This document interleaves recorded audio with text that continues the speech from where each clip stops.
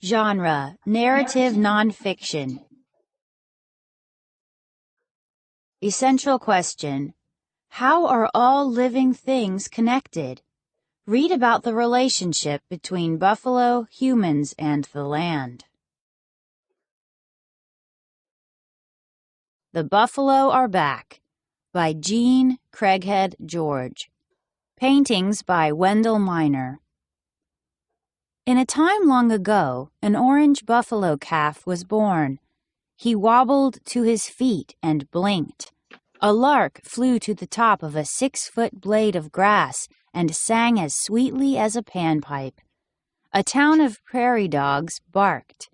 The green-gold grasses of the plains rippled like waves from horizon to horizon.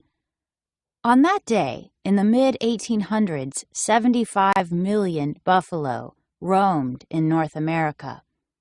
In little more than 50 years, there would be almost none. What happened? The answer is a story of the American Indians, the buffalo, and the grass. The American Indians. On the day that the calf was born, the air was smoky. The Indians who lived on the plains were setting the grasses ablaze as they had for thousands of years. The fire was good for the prairie. The calf may have been afraid of the flames, but they kept the trees from taking over the grasslands. The fire's ashes put nutrients into the soil, making the grass healthier for the buffalo that ate it. By taking care of the grass, the Indians took care of the buffalo. In return, the buffalo took care of the Indians and the plains. Buffalo were the Indians' food and were used to make their shelter and clothing. The buffalo never ate too much grass, and their sharp hooves helped rainwater reach into the soil, keeping the prairie healthy. The orange calf learned to roll in a dust wallow. He watched the prairie chickens show off their exotic feathers. From the Mississippi to the Rocky Mountains and from the Gulf of Mexico up into Canada, the buffalo herds grazed the Great Plains.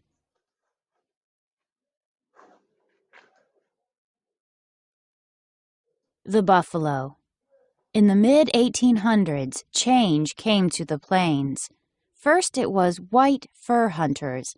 They stacked the beautiful buffalo hides in pointed canoes and sold them east for profit. Then the American explorers came, who shot many animals for fun. Buffalo made good targets for the hunters because they are big and often stand still. But it was settlers from the east and the American government that killed almost all of the buffalo herds. After the Civil War, the government bought huge tracts of land from the Indians. They forced many Indians to go to reservations and sold the land to settlers. Families from Europe and the East Coast rushed west to settle the rich black prairie land. But there was trouble on the plains. The government broke its treaties with the Indians, so the Indians fought back and won several battles against the United States Army. Then the government saw another way to defeat the Indians. Soldiers and settlers were encouraged to shoot every buffalo they saw or drive whole herds over cliffs. Without the buffalo for food, shelter, and clothing, the Indians could not survive on the plains. Most of the last wild buffalo went down in dust and gunfire. Said the great Sioux chief Sitting Bull, who defeated General George A. Custer at the Battle of Little Bighorn, "A cold wind blew across the prairie when the last buffalo fell, a death wind for my people." And the settlers soon discovered a death wind for the prairie. The grass. With the death of the buffalo, the Indian wars were over. The settlers faced a new fight, the Battle of the Grasses. Over the eons, the prairie grasses had adapted to the Great Plains' frequent droughts by growing tough roots to hold in moisture. These roots were wide and deep and held the rich soil in place. The buffalo's sharp hooves and the Indians' prairie fires had helped keep the grasses healthy. But the new settlers did not understand the importance of the grass. Early settlers were ranchers and cowboys. They brought fences and cattle to the plains. The cattle did not roam, so they ate too much of the grass within their fences. Their flat hooves packed the earth. Air and rainwater no longer reached into the soil. Later, settlers wanted to farm the land, so they tore out the grass and planted crops to sell. Steel plows and steam tractors were invented to conquer the grassland, and the Great Plow-Up began. Wheat, corn, and soybeans were planted. These crops have shallow, fragile roots. At first, the crops flourished in the prairie sunshine and timely rains. New railroads carried the harvests to distant markets. Now, not one orange buffalo wobbled to its feet. The larks that had once eaten the insects living in the grass did not sing. The prairie dogs were silent. Without the buffalo, without the grasses, and without the Indians to care for them, the prairie was in danger. The settlers would soon learn why. Drought came as it had before. Billions of grasshoppers swept down on the plains. Long ago, when drought came and grasshoppers chewed the healthy grass, the plants would grow back. Their tough roots always survived. But when the fragile crops were chewed by grasshoppers, nothing grew back. Suddenly, the grasshoppers laid eggs and flew on. The farmers replanted their crops. They did not know they had begun to destroy the prairie.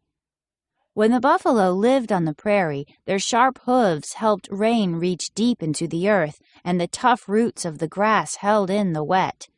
Now no moisture remained in the soil. The farmers' crops withered and died. In the 1930s, the plowed earth finally crumbled to dust. The wind eroded the land, picking up the dust and boiling it into terrifying black clouds. The clouds rained dirt. Barns, farms, houses, and towns were buried beneath the dust. People coughed, choked, and grew ill. Many died. Hungry and penniless, plains farmers and townsmen packed up their belongings and sold their worthless land to the government. The prairie soil had blown away. The land was no longer rich. The farmers climbed into old cars and left. The Great Plow-Up had been a disaster.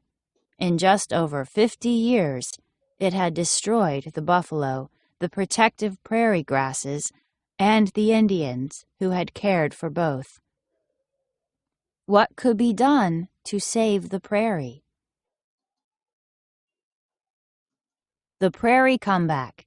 In the beginning of the 1900s, Americans elected a president who had once been a hunter on the Great Plains. He knew and loved the land and wanted to protect it for future generations. Nature-loving President Theodore Roosevelt especially wanted to save the buffalo. He was very fond of the great American grazer with its humped back and shaggy coat. So he sent out scouts to look for wild buffalo. The scouts came home with nothing, all the scouts but one. A naturalist named W.T. Hornaday looked and would not give up. On a tip from a Crow Indian, he rode his horse into a secluded meadow in Montana, a place that had been hidden away from the world. There before him grazed 300 buffalo. A little orange calf wobbled to her feet and blinked. A lark flew to a blade of grass and sang as sweetly as a panpipe. There had been 75 million buffalo on the plains. Now there were 300 left in the wild. People who understood the land, led by Hornaday, knew the buffalo had to be saved. The president helped. Roosevelt established the National Bison Range in Montana and made it illegal to shoot buffalo. Over the years, more land was set aside in western states for the great grazing herds, which were beginning to grow.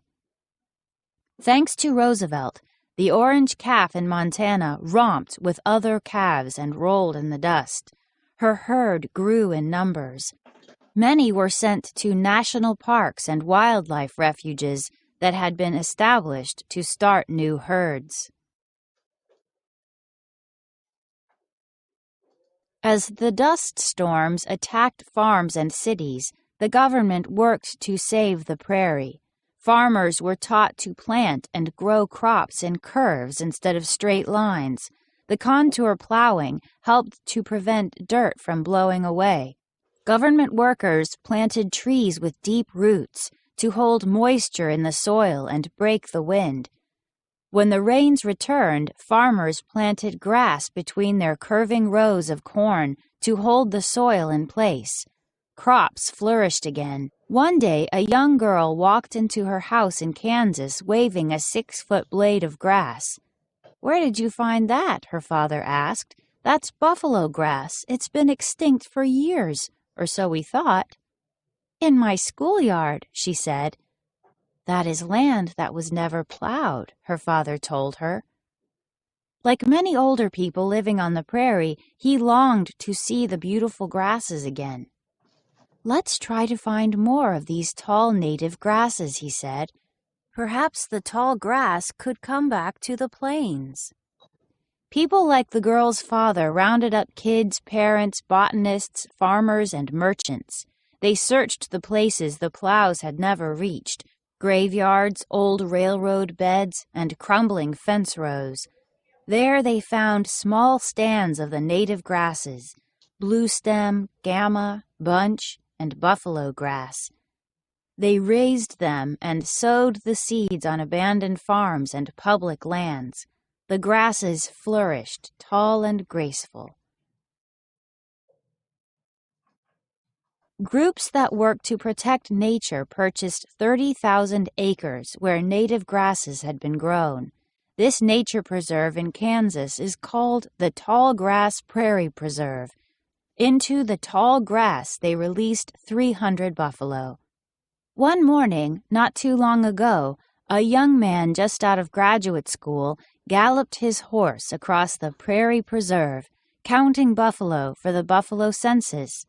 Suddenly he reined in his horse. An orange calf wobbled to his feet and blinked. "Welcome, little calf," the Wichita Indian youth called. "You are America's 200,081st buffalo." A lark flew to the top of a 6-foot blade of grass and sang as sweetly as a panpipe. The buffalo are back.